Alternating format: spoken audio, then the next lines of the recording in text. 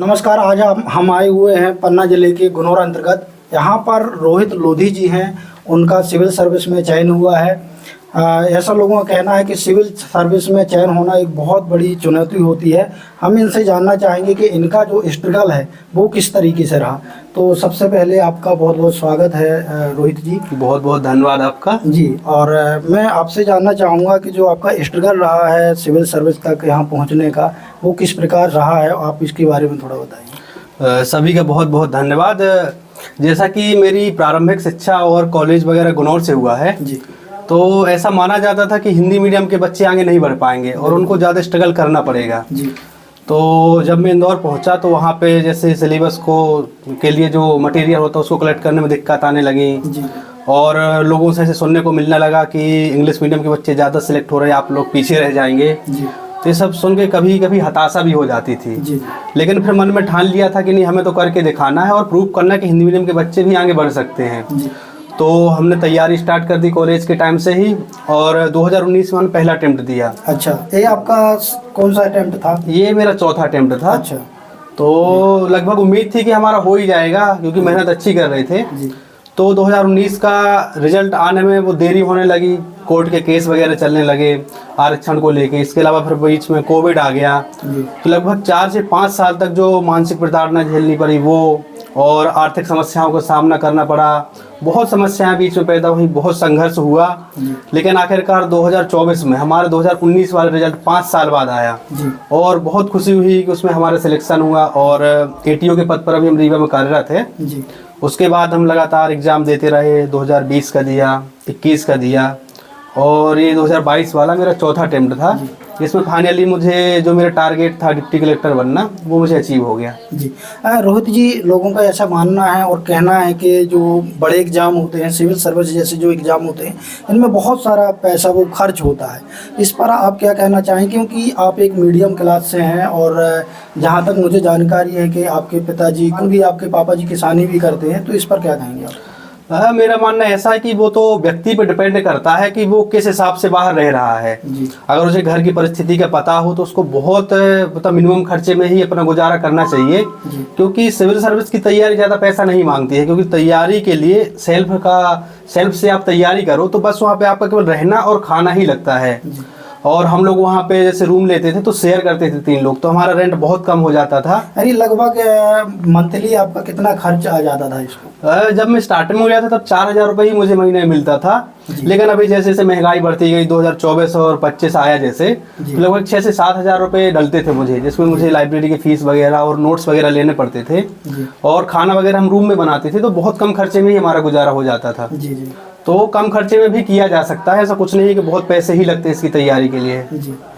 जैसा कि आपका सिविल सर्विस में चयन हुआ है और ख़ासकर आपके ऊपर अब ज़िले की बहुत बड़ी जिम्मेदारी रहने वाली है, और ख़ासकर सिविल सर्विस में जो लोग रहते हैं उनका सबसे बड़ा वो रहता है कि जो आखिरी पायदान पर खड़ा हुआ व्यक्ति है उस तक प्रत्येक योजना हो या कोई भी चीज़ों का लाभ हो उन तक पहुंचना चाहिए। इसको आप कैसे हैंडल करेंगे आप? जैसा कि इन सेवाओं को लोक सेवा कहा जाता है जी। और जो भी इसमें अधिकारी चयनित होते हैं उनको लोक सेवक ही कहा जाता है, अर्थात जनता का सेवक। जी, तो उनका चयन ही इसलिए किया गया है ताकि वो जनता की सेवा करें, उनको योजनाओं का लाभ दें, उनको सरकार से जोड़ें। हम लोग एक प्रकार से ब्रिज का काम करते हैं जनता और सरकार के बीच में। जी, और इसके साथ ही जैसे मैं शिशु मंदिर से लगभग 14 वर्षों तक पढ़ा हुआ हूँ, जी, तो वहाँ का एक सिद्धांत है कि शिक्षार्थ आइए और सेवार्थ जाइए।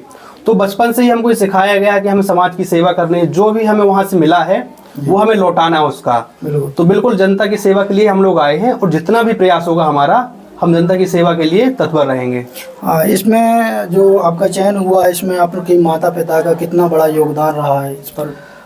किसी भी पद पे कोई जाता है या कुछ भी अचीव करता है तो माता पिता का रोल तो उसमें होता ही है, बिल्कुल। क्योंकि बचपन से उन्हें पाल पोस कर बड़ा किया है। जब लोग बाहर जाते हैं तो उनको आर्थिक मदद भी वहीं से मिलती है।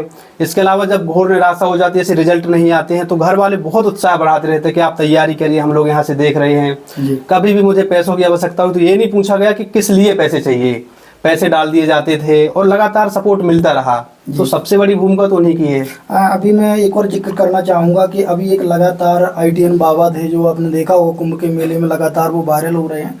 लेकिन जब मीडिया के साथियों ने उनसे सवाल किए कि आपके जो माता पिता हैं वो लोग कह रहे हैं कि हमारे परिवार को छोड़ करके चले गए, और लगातार वो कहीं ना कहीं माता पिता के साथ इस प्रकार का व्यवहार करते थे कि उनको ये फील होता है कि हमारा बच्चा नहीं है। तो उन्होंने कहा कि हम उनको माता पिता मानते ही नहीं हैं।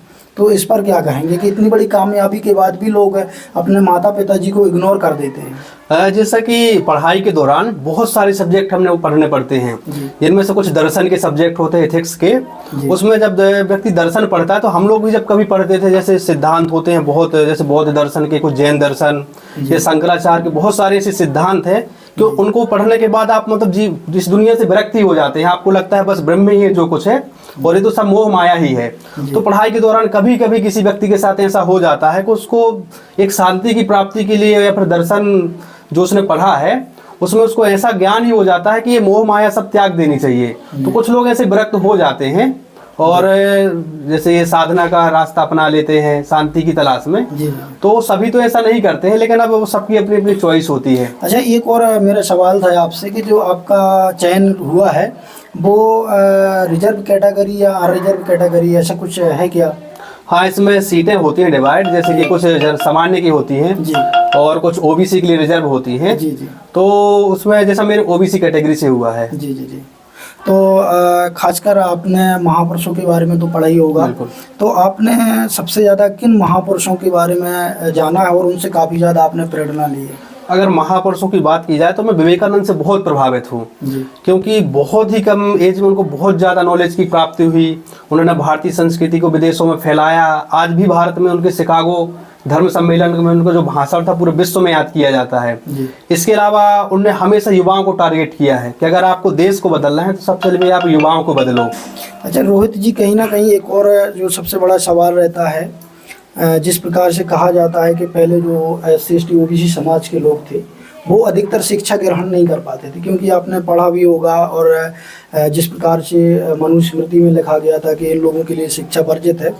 कुछ हमारे महापुरुष हैं जैसे फूले जी हैं, अम्बेडकर जी हैं, इन लोगों के द्वारा शिक्षा के लिए प्रोत्साहित किया गया और आरक्षण जैसी चीज़ों का प्रावधान किया गया। तो अम्बेडकर जी के बारे में और फूले जी के बारे में आप क्या कहना चाहेंगे? जैसा कि अम्बेडकर जी एक बहुत महान समाज सुधारक थे, राजनीतिज्ञ थे और विधिवेत्ता थे। तो उन्होंने अपना जीवन का लक्ष्य ही बना लिया था कि हमको समाज के उद्धार के लिए बहुत कुछ करना है, जो भी समाज में कुरीतियाँ व्याप्त उनको दूर करना है। और उन्होंने कहा था अगर हम समाज को शिक्षा दे देंगे तो समाज खुद चलना सीख जाएगा। तो सबसे बड़ा उनका हथियार शिक्षा ही था। और उन्होंने जैसे संविधान निर्माण में बहुत सारे ऐसे प्रावधान शामिल करवाए जो शिक्षा से संबंधित थे, जाति भेद को दूर करने के लिए था, आरक्षण संबंधी प्रावधान कराए। और आरक्षण अगर कहा जाए तो वो कोई गलत बात नहीं है, क्योंकि जैसे कि अगर घर में कभी कोई व्यक्ति बीमार होता है तो अगर घर में 4 रोटियां हैं तो घर के सारे सदस्य उसको रोटियां दे देते हैं कि आज ये बीमार है मेरा भाई, मैं उसको दे देता हूं। तो आरक्षण ही बस ऐसा ही है, क्योंकि जो भी दीनबंधु हमारे भाई हैं, पिछड़े हुए हैं, तो बस हम उनको अपना थोड़ा सा हिस्सा दे रहे हैं कि हमारे भाई बहन वो हमारे समकक्ष आ जाएं और साथ में खड़े हो जाएं। तो बस आरक्षण का इतना सही मतलब है, इसका ज्यादा मतलब निकालने की आवश्यकता ही नहीं है। अभी आपने एक और मुद्दा सुना होगा, सुप्रीम कोर्ट ने रिजर्वेशन को लेकर के एक बहुत बड़ा फैसला सुनाया था। जो SC/ST का रिजर्वेशन था उस पर बंटवारा किया गया था, और उनका कहना था कि कुछ ऐसे वंचित समाज हैं, जैसे SC कैटेगरी में ही मैं अपने लोकल की बात करूं तो यहाँ पर जो चौधरी समाज के लोग हैं या वंशकार समाज के लोग हैं, ऐसे लोगों को अलग अलग रिजर्वेशन देना चाहिए। सुप्रीम कोर्ट का ऐसी वर्डिंग थी। तो इस पर आप क्या कहेंगे, क्योंकि आपको लगता है कि गांवों में अभी ये चीजें, आरक्षण एक बहुत बड़ा विवादित मुद्दा है जी, तो इसके बारे में अब कुछ कहना तो या उसको समझ से परे ही है। तो माननीय सुप्रीम कोर्ट समय समय पर ऑर्डर निकालती रहती है, तो अब जैसा अगर वो बोलेंगे तो गाइडलाइन का पालन करना पड़ेगा। बाकी अब इस विषय में ज्यादा बात करना उचित भी नहीं। जी जी बिल्कुल, आपने सही कहा। लेकिन इसको लेकर के कहीं ना कहीं आपने संविधान में भी देखा होगा, जो आरक्षण का प्रावधान रखा गया था, जिनके साथ अनटचबिलिटी जैसी चीजें होती थी, छुआछूत होती थी, उन लोगों को आरक्षण का प्रावधान किया गया था। तो जिस प्रकार से ये निर्णय सुनाया गया सुप्रीम कोर्ट से, वहाँ के लोगों का ऐसा कहना था कि कुछ ऐसी जातियाँ होती, जैसे मैंने अभी आपको एग्जांपल बताया, आपने यहाँ अनुभव किया होगा, आप गांव के रहने वाले हैं, कि आज भी ग्रामीणों में कई लोगों को आज भी यहाँ नहीं छुआ जाता है। जैसे मैं बात करूँ तो मध्य प्रदेश में अधिकतर वंशकार समाज और वाल्मीकि समाज के लोगों को नहीं छुआ जाता। तो क्या ऐसे लोगों को आज भी, जो मुख्य धारा से अभी दूर हैं, इन लोगों को आरक्षण का लाभ मिलना चाहिए? बिल्कुल, सबको लाभ मिल भी रहा है और धीरे धीरे समाज हमारा शिक्षित होता जा रहा है और आधुनिकता से जुड़ता जा रहा है, और छुआछूत जैसी समस्या बहुत कम अब देखने को मिलती है। बहुत सारे हमारे मित्र भी हैं जो साथ में खाते हैं पीते हैं, तो धीरे धीरे ये सब दूर हो रहा है, और आने वाले 2-4-5 साल में सब शिक्षित हो जाएंगे, तो सभी दूर ही हो जाएगा समाज से धीरे धीरे। अच्छा, एक चीज़ और मैं पूछना चाहूँगा कि जैसे आपका रिजल्ट आया, आपको कैसे पता चला और वो कैसे एक्सप्रेशन था आपका जब आपको रिजल्ट का पता चला? मैं उस समय सो रहा था, तो जैसे ही मैं सो के उठा तो मेरे में एक दोस्त है मेरा, उसका मैसेज पड़ा हुआ था। अच्छा। और मेरे को बस ऊपर से ये देखा कि रिजल्ट आ गया है, तो मैं डरती हुई जैसे वो खोला, और रिजल्ट खोलने से पहले उसने नीचे लिख दिया था डीसी बन गए भाई। तो मुझे विश्वास में रिजल्ट खोला तो उसमें नाम था मेरा। फिर मैंने पिताजी को कॉल किया कि पापा डीसी बन गए हैं, लेकिन मैंने बोला पहले कंफर्म कर लेता हूँ। फिर मैंने वेबसाइट से, ऑफिशियल वेबसाइट से डाउनलोड किया, 2 बार पूरा नाम चेक किया, फिर भी भरोसा नहीं हुआ तो मैंने रोल नंबर मिलाया।